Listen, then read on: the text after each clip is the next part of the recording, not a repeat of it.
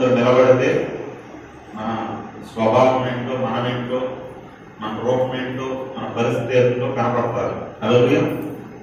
కాబట్టి ఈ అర్థం మన జీవితాలను చూపించినప్పుడు అది అర్థం తప్పు కాదు, కానీ మన తప్పు అనేసి మనం ఏం చేయాలి? సరి చేసుకోవాలి. హల్లెలూయా. సరే అంట, కోతికి అర్థం దొరికిందంట. అర్థం దొరికేసరికి కోతి అర్థంలో చూసుకునేది.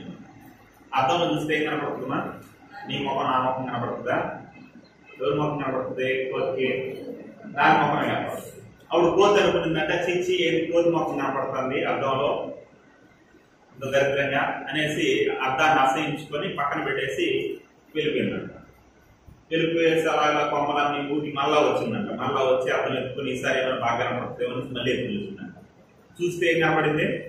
మళ్ళీ అదే కోతి ముఖం. మళ్ళీ కోపం వచ్చేసి, మళ్ళీ చిరాకు వచ్చేసి, మళ్ళీ అర్థం పారేసి మళ్ళీ వెళ్ళిపోయిందంట. మళ్ళీ మూడోసారి వచ్చిందంట. మూడోసారి ఈసారి ఏమైనా బాగా కనపడుతుందేమో అనేసి మళ్ళీ చూస్తే అదే కోతి పళ్ళు, అదే కోతి మూతి, అదే కోతి చెవులు, అదే కోతి. హల్లెలూయా. వచ్చేసరికి ఈసారి చిరాకు వచ్చేసి ఏం చేసిందంటే అర్థం తీసి కింద వేసి కొట్టిందండి. కొట్టేసరికి ఏమైతుందంటే అర్థం ముక్కలు ముక్కలు అయిపోయింది. ఇప్పుడు ముక్కలు ముక్కలు అయిపోతే ఆ ముక్కల్లో ఏమైనా బాగా కనపడుతుందేమో అనేసి ముక్కల్లో చూస్తే ఒక్కొక్క ముక్కలో కన్ను, ఒక్కొక్క ముక్కలో పళ్ళు, ఒక్కొక్క ముక్కలో మూతి, మళ్ళా కొద్ది వేసే. హల్లెలూయా. అంటే అది అర్థం తప్ప, అది అర్థం తప్పు కాదు. హల్లెలూయా. కాబట్టి వాక్యం మనకు అర్థంలాగా మన జీవితాలను సరిచేయాలనుకున్నప్పుడు దాన్ని చూసి ఏం చేయాలి? మనం సేవకుడిని కానీ వాక్యాన్ని కానీ అసహించుకోకూడదు, ద్వేషించకూడదు, కానీ దాన్ని మంచి మనసుతో మనం స్వీకరించాలి. హల్లెలూయా. కాబట్టి అలాంటి ఒక సందర్భాన్ని మనం ఆలోచన చేస్తూ మన జీవితాలను మనం పరీక్షించుకున్నాం. ఈరోజు ఒక క్యారెక్టర్ గురించి, బైబిల్లో ఒక క్యారెక్టర్ గురించి మనం విందాం. ఆ క్యారెక్టర్ ఏం క్యారెక్టర్ అంటే ఎవరిదంటే యోబు గారి భార్య. యోబు గారి భార్య గురించి ఆమె కూర్చున్న కొన్ని సంగతులు పరిశుద్ధ గ్రంథంలో నుండి మనం చూద్దాం. అందుకే యోబు భార్య పేరేం పేరు? ఏమా? యోబు భార్య పేరేం పేరు? తెలియదు కదా. ఎందుకు? దేవుడు పరిశుద్ధ గ్రంథంలో ఆమె పేరు రాయించాల. ఆమె పేరు గ్రంథంలో లేదు. హల్లెలూయా. ఓకే, యోబు గారి భార్య అంటానే నెగిటివ్ ఒపీనియన్ వస్తుందా, పాజిటివ్ ఒపీనియన్ వస్తుందా? ఏం ఒపీనియన్ వస్తుందమ్మా? నెగిటివ్ గా ఆలోచన వస్తుంది. సరే, ఇంకా తెలుగులో చెప్పాలంటే యోబు భార్య భక్తి పర్వాల కాదా, లేదా ఆత్మీయురాల కాదా?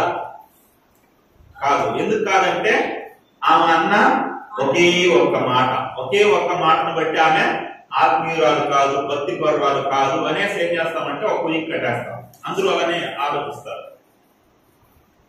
అసలుకి ఆమె ఆ మాట అనాల్సిన పరిస్థితి ఎందుకు వచ్చింది? ఎందుకు ఆమె ఆ మాట అనేది?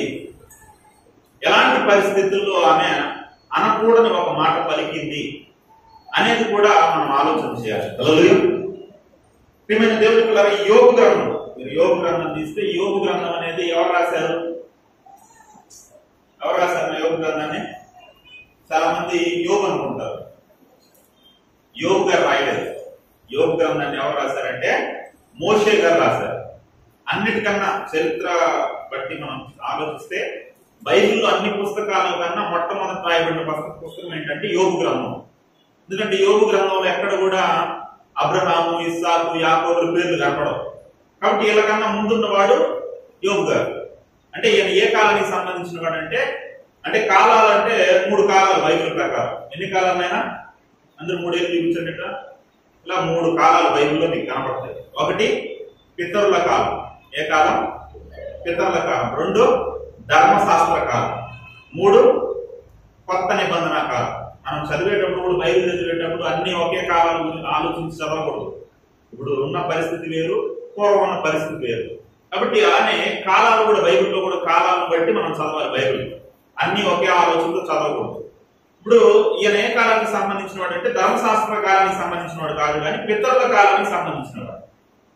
కాబట్టి ఈయన గురించిన తెలిసిన విషయాలు పరిశుద్ధాత్మ ప్రేరణతో ఎవరు రాశారంటే మోషే గారు రాశారు. ఓకేనా? ఈయన గురించి మనం ఆలోచిస్తే ఈ యోబు గారు ప్రార్థనాపరుడా? ప్రార్థనాపరుడు. ఎలా తెలుస్తుంది అంటే మనకు యోబు గ్రంథం 1వ అధ్యాయం 5వ వచనం చదివినట్లయితే యోబు గ్రంథము 1వ అధ్యాయం 5వ వచనం చదవడం. ప్రార్థన గ్రంథంలో యోబు గ్రంథం ఉంటుంది చూడండి. ఒకటి వారి వారి విందు దినములు పూర్తి కాగా తమ కుమారులు పాపము చేసి దేవుని దూషించిరేమో అని వాటిని పవిత్రపరిచి లేచి ఆమేన్. హల్లెలూయా. ఇక్కడ చూడండి, వాస్తవంగా యోబు గారు చాలా ధనవంతుడు. ఊజు దేశంలోనే, ఊజు అనే దేశంలో, అంటే ఊజు అనే పేరు మార్చబడింది కానీ అప్పుడు ఊజు అని పిలువబడతా ఉంది ఆ పేరు, ఆ ప్రాంతానికి. ఆ ఊజు అనే ప్రాంతంలో దేశంలోనే మిక్కిలి ధనవంతుడు ఎవరంటే యోబు గారు. అంటే మనకున్న కరెన్సీ అప్పుడు లేదు, మనుషులు కలుగు చేసిన కరెన్సీని బట్టి ధనవంతుడు కాదు, కానీ దేవుడిచ్చిన కరెన్సీ. ఏంటి ఆ కరెన్సీ? పశువులు, ఈ మందలు, ఇవన్నీ కూడా ఆయనకి ఎక్కువగా ఉండే, విస్తారంగా ఉండేటివి అనమాట. ఆయన పశువులన్నింటినీ మనం లైన్ గా నిలబెట్టుకుంటా పోతే ఇక్కడ నుండి బాక్రాపేట దూరం ఉంటాయి. అన్ని పశువులు ఆయనకి, విస్తారమైన పశువులు. ఆ పశు సంపద కలిగి గొప్ప ధనవంతుడు ఆయన. ఈ ధనవంతుడిగా ఉన్నటువంటి యోబు గారు ప్రతిదినం వారి వారి విందు దినం, విందు దినం అంటే విందు అంటే మన భాషలో చెప్పుకోవాలంటే పార్టీ. వాళ్ళ పిల్లలు పార్టీలు చేసుకున్నప్పుడు వాళ్ళు ఏం చేసేవాళ్ళు అంటే వాళ్ళ సహోదరి లేదా వాళ్ళ అన్న వాళ్ళ ఇంట్లో అలా ఒక్కొక్కరు ఒక్కొక్క రోజు 10 మంది పిల్లలు అంటే ఒక్కో రోజు ఒక్కో రెండులో విందు చేసుకునేవాళ్ళు, పార్టీ చేసుకునేవాళ్ళు. ఇప్పుడు ఈ పార్టీ అయిన తర్వాత ఈ యోబు గారు ఏం ఆలోచించారంటే, నా పిల్లలు ఎక్కడైనా ఆ పార్టీలో ఆనందంలోనూ సంతోషంలోనూ లేకపోతే సంబరంతోనూ ఎక్కడొకక్కడ దేవుణ్ణి ఏమైనా దూషించారేమో, దేవునికి అవిధేయమైన కార్యం ఎక్కడైనా చేశారేమో అనే ఒక ఆలోచనతో ప్రతిదినం వారి కొరకు ఏమర్పించేవాడు? దహన బలి. అంటే ప్రార్థనారూపకంగా ఒక దహన బలిని అర్పించేవాడు. ఎప్పుడు? ఏ కాలానికి సంబంధించినడైనా? పితరుల కాలం. అంటే అప్పటికి ధర్మశాస్త్రం రాయబడాల. మోషే గారు ధర్మశాస్త్రాన్ని ఎలా, ఇప్పుడు బలులు కానీ ఇవన్నీ కూడా దహన బలులు కానీ ఎప్పుడు వచ్చాయంటే మోషే గారి తర్వాత వచ్చాయి. కానీ మోషే ముందున్నటువంటి ధర్మశాస్త్రానికి ముందున్నటువంటి యోబు గారు ఏం చేస్తారంటే దహన బలులు అర్పిస్తారు. అంటే ఎంత భక్తి పరుడు చూడండి, ఎంత దేవుని ఎంత భయభక్తులు కలిగిన వాడు చూడండి. అలా మంచి ప్రార్థనా పరుడు, ప్రతి దినము ఇలా చేస్తా ఉంటాడు. హల్లెలూయా. అంటే ఓకే, యోబు గారు ప్రార్థనా పరుడు. ఇప్పుడు యోబు గారి భార్య ప్రార్థనా పరురాలా? యోబు గారి భార్య ప్రార్థనా పరురాలంటే ప్రార్థనా పరురాలు కాదు. ఎలా చెప్పగలం? ఇక్కడ చూడండి, దహన బలి ఎవరు అర్పిస్తున్నారంట? ఆయన అక్కడ రాయబడింది, ఒక్కొక్కరి నిమిత్తము దహన బలిని అర్పించుచు వచ్చెను అన్నాడా, వచ్చిరి అన్నాడా? వచ్చెను అంటున్నాడంటే సింగులర్ ప్లూరల్. అంటే ఇద్దరు కాదు, ఒక్కరే అర్పిస్తా ఉంటారు. అంటే ఎవరు ప్రార్థనాపరుడు, ఎవరు భక్తిపరుడు, ఎవరు దేవుని యందు దహన బలులు అర్పించే విషయంలో అన్నింటిలో నమ్మకం కలిగి ఉన్నాడంటే యోబు గారు ఉన్నారు. కానీ ఈమె ప్రార్థనా పరురాలుగా లేదు. హల్లెలూయా. ఈ ఏం చేస్తుంది అయితే నిద్రపోతుందా? ఒక కుటుంబం అన్నప్పుడు ఈమె ఏం చేసి ఉండాలి? ఏమండి, మన పిల్లలు ఎక్కడైనా దేవునికి అవిధేయంగా నడుచుకున్నారేమో, అవిధేయంగా ఏమైనా తప్పు చేశారేమో, కాబట్టి మన ఇద్దరం కలిసి ప్రార్థన చేద్దామంటే వాళ్ళ కోసం మనం ఏదైనా ప్రార్థన చేద్దాం, మనం వేడుకుందాం దేవుడిని అనే ఆలోచన లేదు. హల్లెలూయా. ఇద్దరు కలిసి ప్రార్థన చేయడం లేదు, ఇద్దరు ఒకరే ప్రార్థనా పరుడుగా ఉన్నారు. హల్లెలూయా. ఇక్కడ మనం ఒక విషయాన్ని నేర్చుకోవాల్సింది ఏంటంటే, మన కుటుంబం బలంగా ఉండాలంటే భార్యాభర్తలు ఇద్దరు ఎలా ఉండాలి? ఆయన దైవికంగా ఆత్మీయంగా ఉండాలి. ఒకరు ఆత్మీయంగా ఉండి ఒకరు భక్తి పరులై ఉండి ఒకరు భక్తిహీనులుగా ఉన్నారనుకోండి, ఆ కుటుంబంలో సాతాను ఏం చేస్తుంది? కార్యం చేస్తుంది. హల్లెలూయా.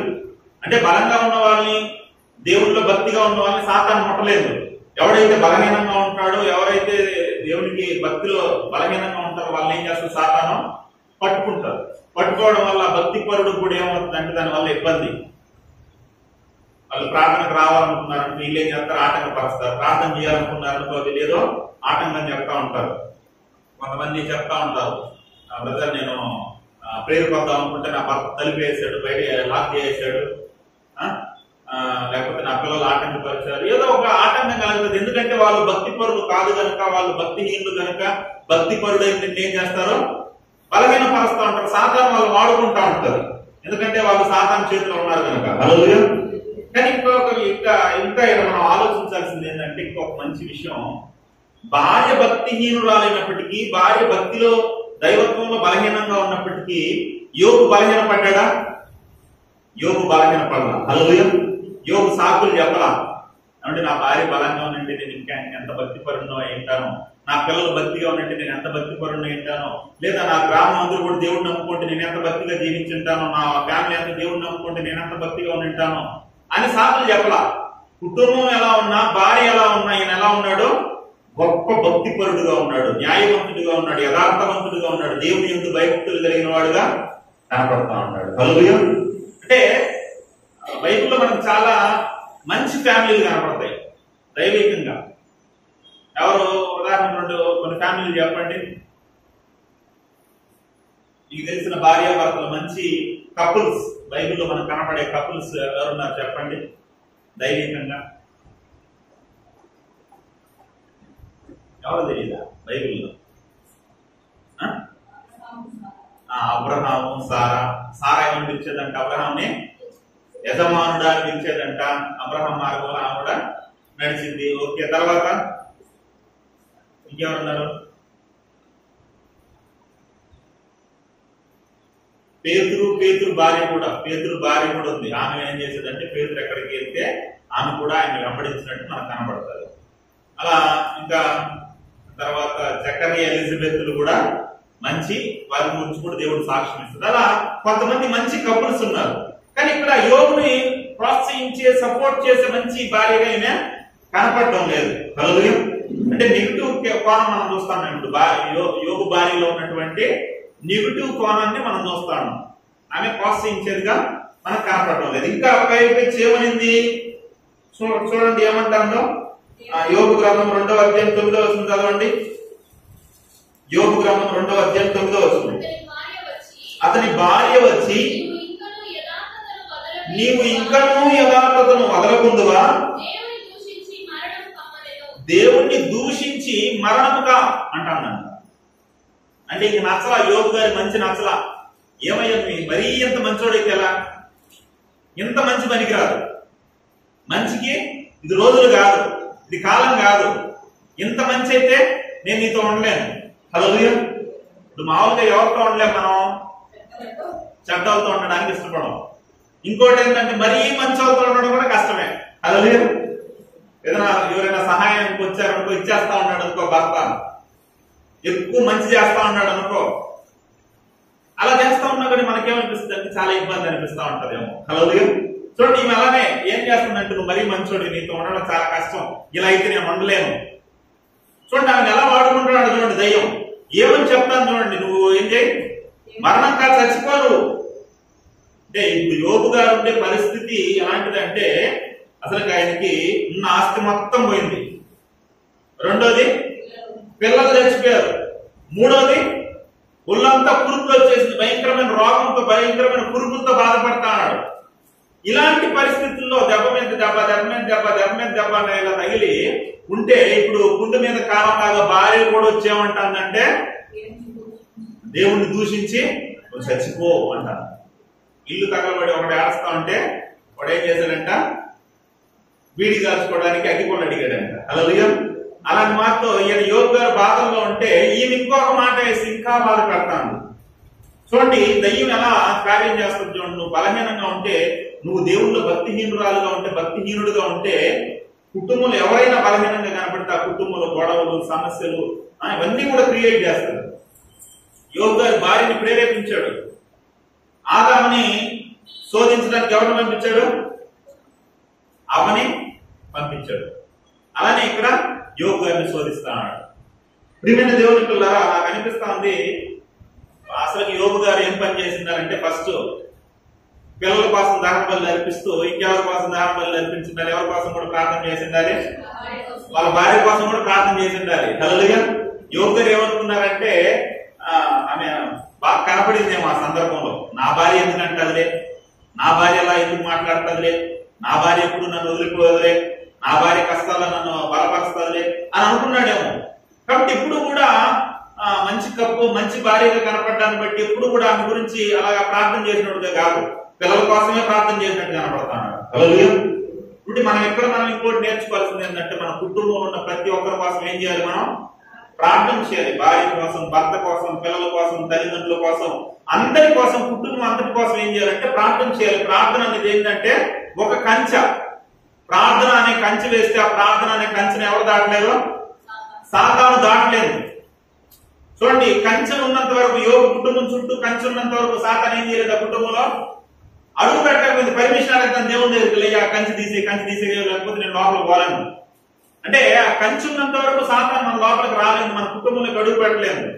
అంతే కదా. ఇప్పుడు రోడ్డు పక్కన ఏదో చెట్టు ఉంది, చెట్టుకి కంచె ఉంది అనుకో, దాన్ని ఏది ముట్టలేదు. కంచె లేకపోతే ఏం చేస్తుందమ్మా? రోడ్లో పోయే చిల్లర ఎవరు పోయేస్తే వాళ్ళు కొమ్మలు ఇంచుకుంటారా, కొమ్మల్ని ఆ చెట్టు ఇంచేస్తారు, లేదా ఆవులు గీవులు అన్ని మేసేసి వెళ్ళిపోతా ఉంటాయి. అదే కంచె ఉంటే ఆ చెట్టుని ఎవరు కూడా టచ్ చేయలేము. అలానే ప్రార్థన కంచె మన కుటుంబం చుట్టూ ఏం చేయాలి? వెయ్యాలి. మన కుటుంబంలో ప్రతి ఒక్కరి కోసం ఏం చేయాలి? ప్రార్థన చేయాలి. ప్రతి దినము మన కుటుంబంలో ఉన్న వారందరి కోసం మనం ప్రార్థన చేసేవారిగా ఉండాలి. హల్లెలూయా. సరే, ఇక్కడ చూడండి ఏమంటాను, నేనే సూసైడ్ చేసుకుని చచ్చిపో, నువ్వు చచ్చిపో అంటాను భార్య. అసలు భార్య ఏం చేయాలి? భార్య ఎలాంటిదిగా ఉండాలి అంటే, సామెతల గ్రంథంలో ఒక మాట ఉంటుంది. సామెతల గ్రంథము 18వ అధ్యాయం 22వ వచనం. సామెతల గ్రంథము 18:22. భార్య దొరికిన వానికి మేలు దొరికెను. ఆమేన్. హల్లెలూయా. భార్య దొరికిన వానికి ఏం దొరికింది ఆయన? భార్య దొరికిన వానికి మేకు దొరికెను అనుందా? భార్య దొరికిన వానికి తేలు దొరికిననుందా? భార్య దొరికిన వానికి ఏం దొరికిందంట? మేలు దొరికిందంటే భార్య ఎలా ఉండాలంటే భర్తకి మేలు చేసేదిగా ఉండాలి. ఆయన కష్టం వచ్చిందా, ఆయనకు బాధ వచ్చిందా, ఆయన ఇబ్బందుల్లో ఉన్నాడా, ఆ పరిస్థితుల్లో నువ్వేం చేయాలి? ఓదార్చాలి, ఆదరించాలి, బలపరచాలి. కానీ కొంతమంది భార్యలు ఏం చేస్తారంటే కృంగ తీసేస్తారు. చూడండి, ఈ భార్య, యోబు గారి భార్య మేలుగా ఉండకుండా తేలుగా తయారవుతుంది. హల్లెలూయా. ఇంకా ఈ యోబు భార్య ఏం చేసింది తెలిసి ఒక సందర్భంలో ఆయన చెప్తాడు. యోబు గ్రంథము 19వ అధ్యాయం 17వ వచనం చదవండి. యోబు గ్రంథము 19:17.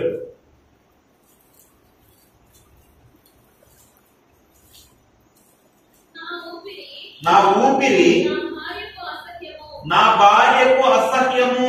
ఏంటంటమా ఆ భార్య? అసలు ఈ యోబు గారు బయట, ఎందుకంటే యోబు గారి పరిస్థితి ఎలా ఉందంటే అన్ని పోయినాయి. అదొక ఎత్తు అయితే, భయంకరమైన ఇంకొక పరిస్థితి ఏంటంటే అరికాలు నుండి నడినెత్తి వరకు, పై నుండి కింద వరకు ఒళ్ళంతా ఏమొచ్చేసింది? సాతాను పర్మిషన్ తీసుకొని వచ్చింది. ఎందుకంటే యోబు యథార్థవంతుడా కాదా, దేవుని యందు భయభక్తులు గలవాడా కాడా అని దేవుడు సాక్ష్యం ఇస్తే నేను పరీక్షిస్తాను. నీ బిడ్డ గురించి నువ్వు గొప్పగా చెప్పుకుంటావు, నీ బిడ్డ మంచోడని చెప్తావు, అది నేను చూసి చెప్పాలి కదా అనేసి అంటే సాతాను పర్మిషన్ ఇచ్చాడు. సాతాను అన్ని తీసేయడమే కాకుండా చివరికి ఏం చేశాడంటే మొత్తి అరికాల నుండి నడినెత్తి వరకు అన్ని కురుపులు వచ్చేసాయి. కురుపులు వచ్చేస్తే బహుశా ఒళ్ళంతా కురుపుల వల్ల దుర్వాసన పడతా అన్నాడేమో. బూడిదలో కూర్చోన్నాడు. బూడిదలో కూర్చొని ఆ చీల పెంకెత్తుకొని ఒళ్ళంతా గీక్కుంటున్నాడు. పెద్ద పెద్ద బొబ్బలు వచ్చేసింటే ఆ సీము నిసి అంత కారుతుందేమో. దాన్ని చూసిన ఆమె అతని శ్వాసను చూస్తే కూడా ఏం చేస్తానంటే అసహించుకుంటానంట భార్య. హల్లెలూయా. వస్తానంట, ప్రతిరోజు వస్తానంట, బయటకు వస్తుంది, పక్క పడుకొని శ్వాస తీసుకుంటాడంట, ఏళ్ళు పెడుతుంది, చూస్తుంది, అయ్యో ఇంకా బతికే ఉంటాడు వీడు అని చూసి వెళ్ళిపోతానంట.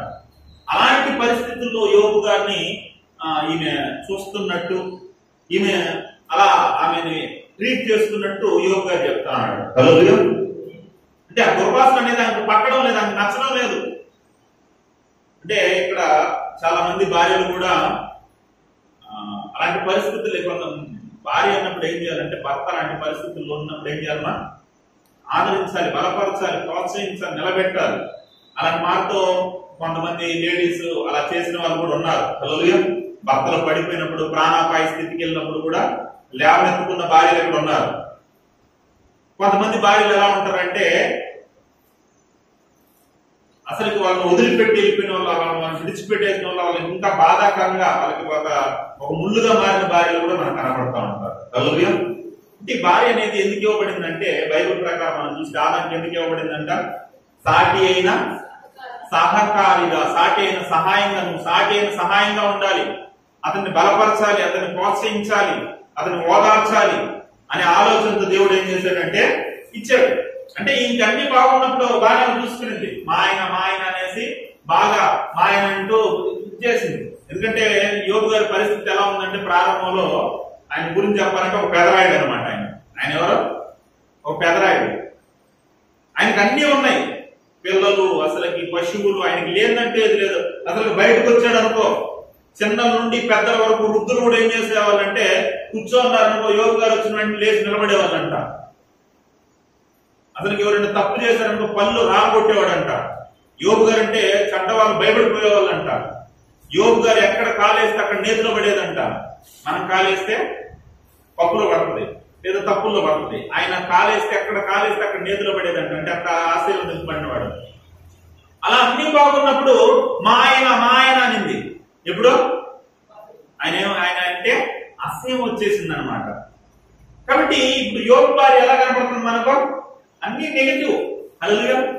చూడండి, యోగు భార్య అంతా నెగిటివ్ కనపడుతుంది. ఒకటి, భక్తి పరురాలు కాదు. రెండు, ప్రార్థనా పరురాలు కాదు. మూడు, యోగుని చచ్చిపోమనింది. ఇంకా యోగు శ్వాసను అసహించుకుంటుంది. ఇలా ఉంది అని మనం మామూలుగా ఆలోచిస్తా ఉంటాం. ఇప్పుడు పాజిటివ్ కోణాన్ని కూడా ఆలోచిద్దాం. పాజిటివ్ కోణాన్ని ఎందుకు ఆలోచిద్దామంటే యోగు గారికి అన్ని పోయిన తర్వాత దేవుడు మళ్ళా ఏం చేశాడు? చివరిలో రెండింతలుగా ఇచ్చాడు. రెండింతలుగా ఇచ్చినప్పుడు మళ్ళా 10 మంది పిల్లలు. ఆ 10 మంది పిల్లలు ఎవరు పుట్టారు? రెండవ వారిని ఏమైనా చేసుకున్నాడా? లేదు, ఆయనకే పుట్టారు. హల్లెలూయా. యోగుకి ఏమేమి పోయాయో మళ్ళా రెండింతలుగా తిరిగి వచ్చాయి. ఆయనకు మాత్రం వచ్చాయా? ఇప్పుడు ఆయనకు వచ్చాయంటే ఎవరికి వచ్చినట్టు? ఆమెకు కూడా వచ్చినట్టు. అంటే ఈయనకెందుకు ఇచ్చాడు దేవుడు? 10 మంది పిల్లల్ని. అసలు పిల్లలు అంటే గర్భసంతానం అంటే యెహోవా ఇచ్చు బహుమానం. ఆ బహుమానాలు ఈయనకెందుకు ఇచ్చాడు? ఈమె దూషించింది కదా, ఈమె అవమానకరంగా మాట్లాడింది కదా, ఈమెకి మరలా ఎందుకు ఆశీర్వాదాన్ని ఇచ్చాడు? ఆ యోగుతో ఈమెకెందుకు మరలా ఆ పాలు నియమించాడు అంటే మనము ఇక్కడ పాజిటివ్ కోణాన్ని ఆలోచించాలి. యోగు గారి భార్య విషయంలో పాజిటివ్ కోణాన్ని ఆలోచించాలి. ఎందుకు ఆమె అలా అనింది, ఏ పరిస్థితుల్లో అనింది, హల్లెలూయా అనేది మనం ఆలోచన చేయాలి. ఇప్పుడు ఆమె గురించి పాజిటివ్ గా మనం ఆలోచిద్దాం. యోగు గ్రంథం 1వ అధ్యాయం 10వ వచనం. ఎందుకంటే మనమైతే నెగిటివ్ గా ఆలోచిస్తాం. మనం ఏమంటామంటే ఆమె అంటాంది, ఆమె ఎంటాంటిది, ఆమె ఒక మాట అనేసింది అని మనం నెగిటివ్ గా తీసుకుంటాం. కానీ దేవుడు నెగిటివ్ గా తీసుకోవాలి దాన్ని. అందుకే ఆమెను ఆశీర్వదించాడు. ఆ యోగుతో పాటు ఆమెను కూడా దీవించాడు. ఒక మాట చదువుకున్నాం. యోగు గ్రంథం 1వ అధ్యాయం 10వ వచనం. నీవు అతనికి అతని ఇంటి వారికి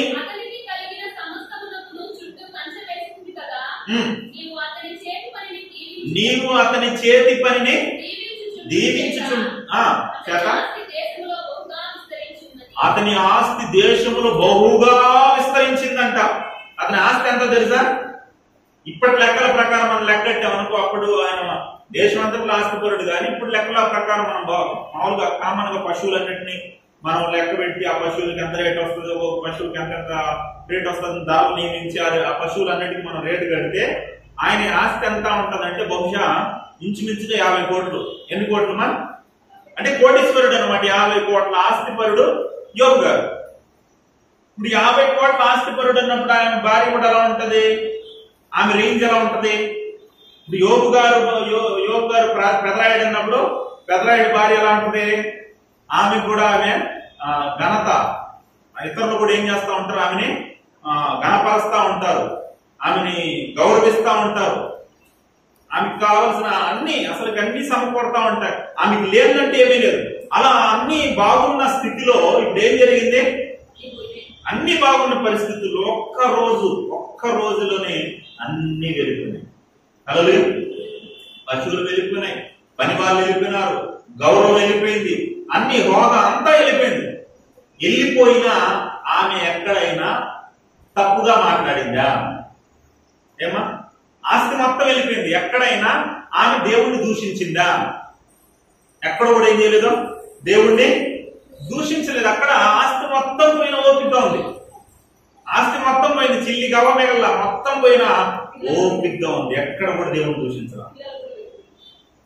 ఇప్పుడు మనకు ఆస్తి మొత్తం పోయిందనుకో, మనకు ఉండేదంతా పోయిందనుకో, ఏదో చిన్న చిన్నగా పోతే మనం ఏం చేస్తాం, ఇంకా దేవుడు మా పక్షాన ఉన్నాడా బ్రదర్, అసలు దేవుడు మమ్మల్ని దొరుకుతాడా, దేవుడు మా ప్రార్థన వింటాడా బ్రదర్ అంటాం మనం. ఏదైనా చిన్నది జరిగితే. ఇప్పుడు ఆస్తి మొత్తం పోయింది, కానీ ఒక్క మాట అంటే ఒక మాట కూడా దేవుడిని దూషించలేదు, ఓపికగా ఉంది.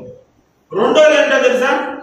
రెండోది ఏంటంటే 10 మంది పిల్లలు, 7 మంది కుమారులు, 3 కుమార్తెలు, 10 మంది ఒకే రోజు చనిపోయారు. చనిపోయినప్పుడు ఏమైనా మాట్లాడిందా?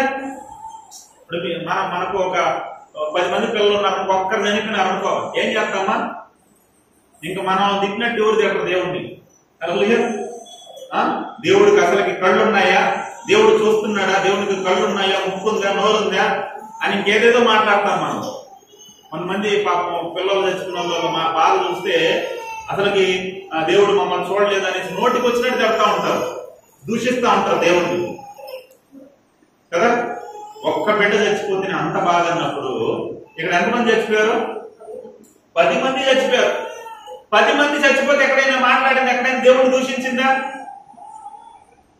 మనం ఇంకా దేవుడిని కూడా వదిలేస్తాం. ఒక బిడ్డ ఎవరైనా ఏదైనా ఆపద జరిగితే, లేదైనా మన పిల్లలు ఏదైనా ఎవరికైనా ఏదైనా అయితే కొంతమంది దేవుడిని వదిలిపెట్టి వెళ్ళిపోతారు. ఒక ఆమె అయితే అసలుకి దూర బంధువు, ఆమె దేవుడిని నమ్ముకోవాలా, ఆమె దేవుడి మందిరానికి రాలా, ఆమె ఎవరో చచ్చుకున్నారనేసి దేవుడు మాకు అన్యాయం చేసినట్టు దేవుడు వదిలేసింది ఆయన. హల్లెలూయా. ఇలాంటి వాళ్ళు సమాజంలో మనకు కనపడతా అంటే 10 మంది పిల్లలు చచ్చిపోయినా ఓపికగా ఉంది, కానీ ఎక్కడ కూడా దేవుడిని ఏం చేయలేదో దూషించలేదు. ఒక్కసారి మీరు ఈ సిచ్యువేషన్ మిమ్మల్ని ఊహించుకోండి. మనం ఎలా ఉంటాం? ఈ సిచ్యువేషన్ అన్ని జరిగిన, ఆస్తి మొత్తం పోయింది, పిల్లలందరూ చచ్చిపోయినారు, ఇంక మన పరిస్థితి ఎలా ఉంటుంది అంటే, మనం చేయనంత ఓవర్ యాక్షన్ ఎవరు చేయరు, అంత ఓవర్ యాక్షన్ చేస్తాం మనం.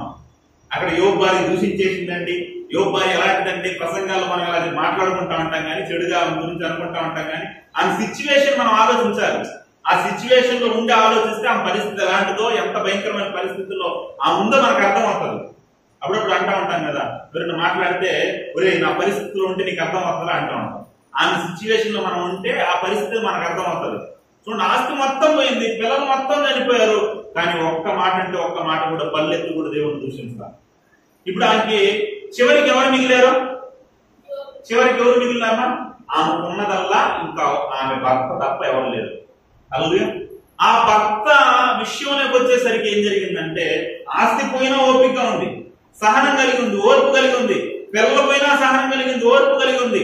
కానీ ఎప్పుడైతే భర్త విషయానికి వచ్చిందో, ఇంక చివరి భర్తే ఉన్నాడు, ఇంక భర్త తప్ప ఎవరు లేరు, నేను ఏకాగ్రగా మిగిలిపోయాను, నా భర్త తప్ప ఇంకెవరు లేరు అనే పరిస్థితుల్లో ఆ భర్త విషయంలో కూడా ఏం జరిగింది తెలుసా? భయంకరమైన సిచ్యువేషన్, భయంకరమైన పరిస్థితి యోగుకి వచ్చింది. చూడండి, ఆ మాట మనం చదువుకుంటే యోగ గ్రంథం 2వ అధ్యాయం 12. అంటే ఆయన సిచ్యువేషన్ ఎలా ఉందో ఆయన ఫ్రెండ్స్ వచ్చారు. యోగ గారికి ఎంతమంది మా స్నేహితులు? 3 స్నేహితులు. ఆ 3 స్నేహితులు వచ్చి ఏం మాట్లాడుతున్నారో మనం చదివితే ఆయన సిచ్యువేషన్ ఎలా ఉందో మనకు అర్థం అవుతుంది.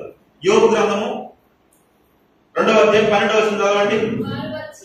వారు వచ్చి దూరముగా నిలవబడి కన్నులెత్తి చూచినప్పుడు, నేను చదువుతాను చూడండి. అక్కడ 3 స్నేహితులు మనకు కనపడతారు. ఎవరెవరంటే ఎలీఫజు, బిల్దదు, జోఫర్. వీళ్ళు 3 స్నేహితులు అన్నమాట, ప్రాణ స్నేహితులు. వీళ్ళు వచ్చేమంటున్నారా? వారు వచ్చి దూరముగా నిలవబడి కన్నులెత్తి చూచినప్పుడు అతన్ని పోల్చలేక, అసలు యోగు గారిని పోల్చలేకపోయినారంట, యోగు గారిని గుర్తుపట్టలేకపోయినారంట. మనం కూడా కొంతమందికి అనారోగ్యం వచ్చినప్పుడు వాళ్ళ ఇంటికి వెళ్ళి చూసామనుకో, అసలు పోల్చలేము. ఇలా మారిపోయాడు ఏంటి, ఇంత సన్నగా మారిపోయాడు ఏంటి, ఇంత పక్క చిక్కిపోయాడు ఏంటి అన్నట్టు అయిపోతుంది. ఇప్పుడు యోగు గారిని గుర్తుపట్టలేకపోతున్నారు, పోల్చలేకపోతున్నారు.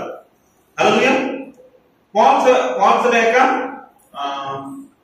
అతని పోల్చలేక తమ వస్త్రములను చింపుకొని ఆకాశము తట్టు తలల మీద ధూళి చల్లుకొని ఎలుగెత్తి ఏడ్చారంట, బలంగా ఏడుస్తా ఉన్నారు. అతని పరిస్థితిని చూసిన స్నేహితులు బలంగా ఏడుస్తా ఉంటారంట, ఒరే ఏంట్రా నువ్వు ఇలా అయిపోయావేంట్రా. ఎందుకంటే మామూలు పరిస్థితి కాదు, యోగు గారికి పెద్ద బొక్కలు వచ్చేసాయి ఒళ్ళంతా. మనకు చిన్న ఏదైనా ప్రాబ్లం వస్తేనే పాస్టర్ గారు వచ్చి ప్రార్థన చేయండి, నడువు నొప్పిగా ఉంది పాస్టర్ గారు వచ్చి ప్రార్థన చేయండి, పాస్టర్ గారు వచ్చి నేను చేయబట్టేసింది పాస్టర్ గారు వచ్చి ప్రార్థన చేయండి, పాస్టర్ గారు తల నొప్పిగా ఉంది పాస్టర్ గారు ప్రార్థన చేయండి, పాస్టర్ గారు నా పరిస్థితి ఎలా అయిపోయింది పాస్టర్ గారు అంటా ఉంటాం. యోగు గారి పరిస్థితి చిన్న పరిస్థితి కాదు, ఒళ్ళంతా కురుపులే. మానసికంగా శారీరకంగా భయంకరమైన పరిస్థితి గెలిపాడు. ఇది చూసిన స్నేహితులు ఏం చేస్తాడంటే ఎలుగెత్తి ఏడ్చారంట. అతని బాధ అత్యధికముగా ఉండనని గ్రహించి ఎవరును అతనితో ఒక్క మాటైనను ఏం చేయలేదంట, పలకక రేయి బగలు 7 దినములు ఇతనితో కూడా ఏం చేశారు, నేలను కూర్చుండిపోయారంట. అతను మాట్లాడలేకపోయారంట. అతని పరిస్థితి చూసి ఏం మాట్లాడలేకపోయారంట, ఏం ఓదార్పు మాటలు కూడా చెప్పలేకపోతారు. అంత పరిస్థితిలో గెలిపాడు యోగు. ఇప్పుడు చెప్పండి, ఇప్పుడు సిచ్యువేషన్ ఎలా ఉంది, ఆ భార్య పరిస్థితి ఎలా ఉంది? సరే ఆస్తి పోతే తట్టుకునింది, సరే పిల్లలు పోయినా తట్టుకునింది. చివరికి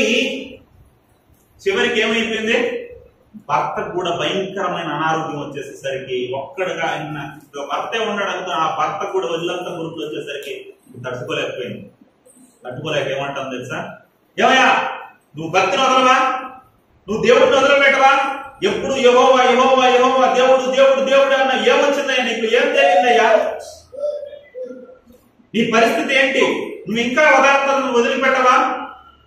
కాబట్టి దేవుడు దూషించి చచ్చిపోయి బ్రతికి ఎందుకయ్యా, ఇలాంటి మాట బతకడం ఎందుకయ్యా అనేసి మనస్సు విరిగిపోయేసి ఆవేదనలో ఆవేశంలో ఏం చేసింది, ఆ మాటను పలికింది. అలాగే ఆమె బ్యాక్గ్రౌండ్ మనం ఎప్పుడు ఆలోచించాం, ఆమె ఎందుకు కనీసం మనం ఆలోచించాం. ఏదో ఆ మాటను పట్టుకుని ఆమె చెడ్డదనుకుంటాం, కానీ ఎంత బాధ వస్తే ఆ మాట నిందో మనకు అర్థం కాదు. అలాగే ఇంత బాధ వచ్చిందనమాట, ఇన్ని బాధలు ఆమెకు చుట్టూ అనుకున్నాయి.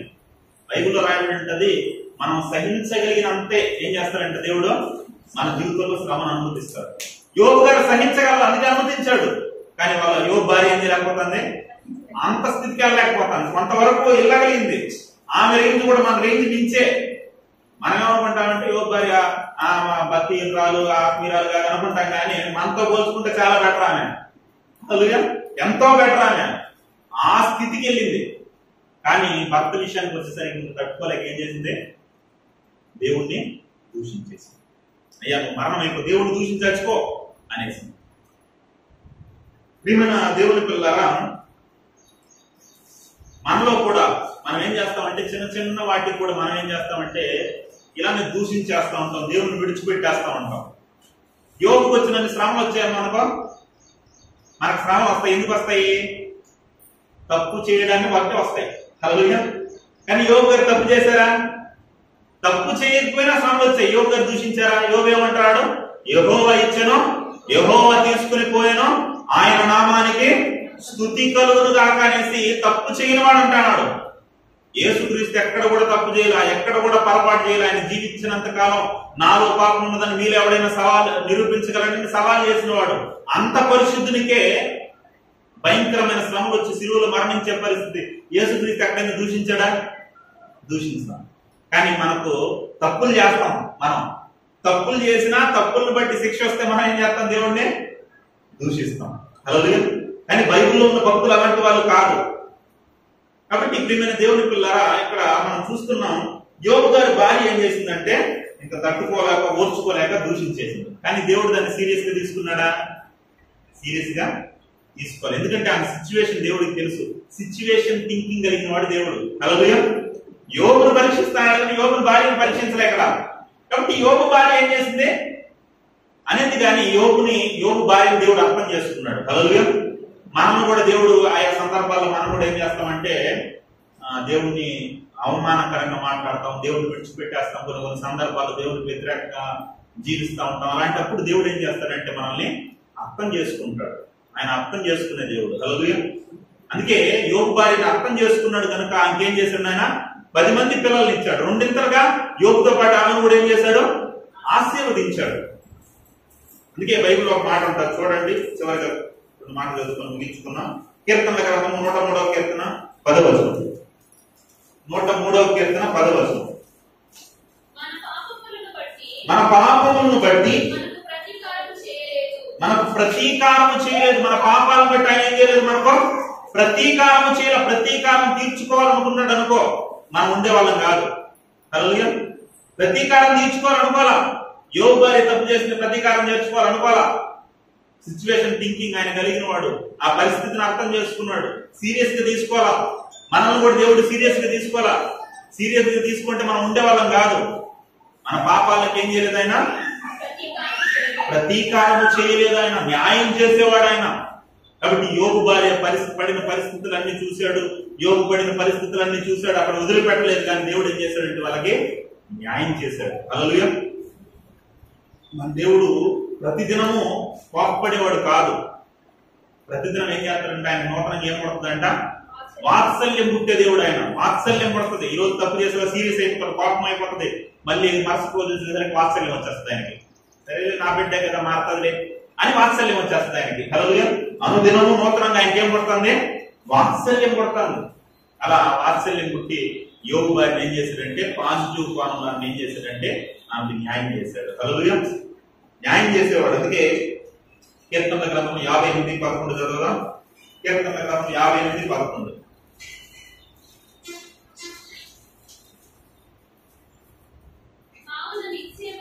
కావున నిశ్చయముగా నీతిమంతులకు ఫలము కలుగుననియు, నిశ్చయముగా న్యాయము తీర్చు దేవుడు. ఆమె న్యాయం తీర్చే దేవుడు ఆయన. ఏం తీర్చేవాడు ఆయన? దేవుడు న్యాయం తీర్చేవాడు. ఆయన పేరు న్యాయవంతుడు. కాబట్టి ఆయన అన్యాయం చేయడు. యోబును పరీక్షించినప్పటికీ యోబు నిలబడిన తర్వాత ఏం చేశాడంటే యోబుతో పాటు యోబు భార్యను కూడా ఆశీర్వదించాడు. రెండింతలుగా అంటే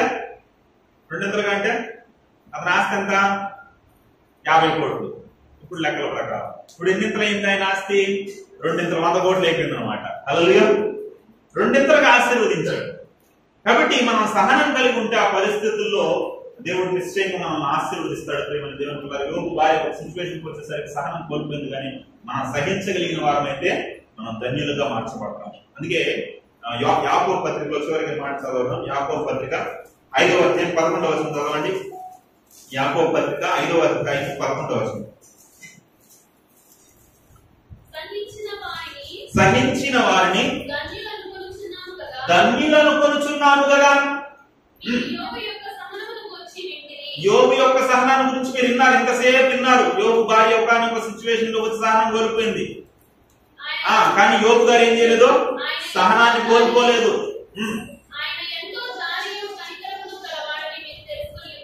ఆమేన్. హల్లెలూయా. కాబట్టి సహించేవాడు నువ్వేంగా మార్చబడతావు, నాయన ధన్యుడిగా మార్చబడతావు.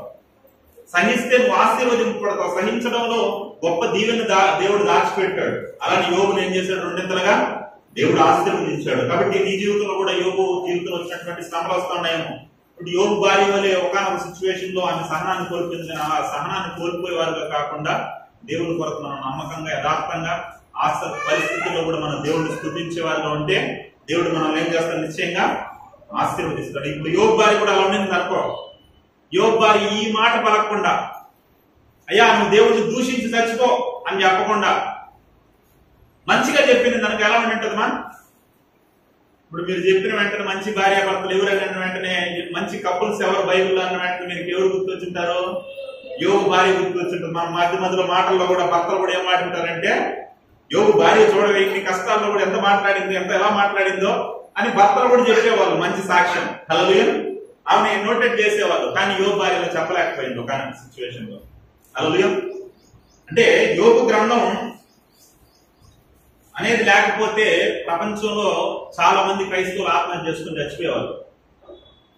యోబు గ్రంథాన్ని బట్టి చాలా మంది దాన్ని చదవడాన్ని బట్టి ధైర్యం తెచ్చుకుని దేవుడు మమ్మల్ని ఏం చేస్తాడు? దీవిస్తాడు, ఆశీర్వదిస్తాడు ఈ శ్రమల తర్వాత అని ధైర్యం తెచ్చుకున్నారు. కారణం ఏంటంటే యోబు ఆ స్థితికి యోబు గారి భార్య చేరలేకపోయింది. కారణం ఏంటంటే సహనం కోల్పోయింది. ఇప్పుడు మనం అలాంటి వారిగా కాకుండా మనం ఏం చేయాలైనా సహనం కలిగి ఉండాలి. హల్లెలూయా. యోబు వలె సహనం కలిగి మనం దీవెన పొందాలి, ఆశీర్వాదం పొందాలని మనం ఇతను నేర్చుకున్నాం. ఇప్పుడు యోబు భార్య మంచిదా చెడ్డదా అంటే అంతవరకు చెడ్డదని చెప్పచ్చు, కానీ పూర్తిగా మాత్రం చెడ్డదని మనం చెప్పలేము. ఎందుకంటే ఆ సిచ్యువేషన్ అనేది ఒకనొక సమయంలో ఆమె సహనం కోల్పోయేటట్టు చేసింది, కానీ ఆమె చెడ్డదైతే కాదు. హల్లెలూయా. ఓకే, కాబట్టి మనం యోగు వలె సహనం కలిగి మనం ముందుకు వెళ్ళడానికి మనం ప్రార్థన చేసుకుందాం. అందరూ కూడా కళ్ళు మూసి ప్రార్థనలో ఏకీభవిద్దాం.